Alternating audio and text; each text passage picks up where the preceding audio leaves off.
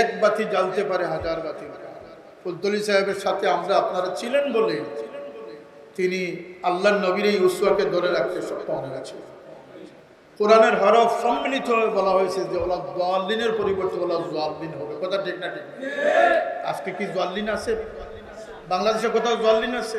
তাহলে বুঝতে হবে ফুলতলি সাহেব একাই 100 যেমন ছিলেন, লক্ষ কোটি যেমন ছিলেন, তিনি সত্যের উপরে অবস্থিত। আমার কথার উদ্দেশ্য আমার বাবাকে হাইলাইট করানো। আমার কথার উদ্দেশ্য হচ্ছে তিনি ছিলেন বলেই বাতিল পরাভূত হয়েছে। তিনি তার রক্তই জমিনে দিয়েছেন। আজকে তো তিনি এখানো, তিনি তার জীবদ্দশায় ঘরে ঘরে, প্রতিটি ঘরে ঘরে তিনি আহলে সুন্নাতের জান্ডা বুলন্দের জন্য, মানুষের তরবিয়ত দেওয়ার জন্য, মানুষকে ইমানি মজবুতিতে আনার জন্য তিনি ঘরে ঘরে সফর করেছেন। কথা ঠিক না? ঠিক। মাদ্রাসা প্রতিষ্ঠা আপনাদের নিয়ে করেছেন। এই উসমানীনগরে কত মাদ্রাসা তিনি প্রতিষ্ঠা করেছেন।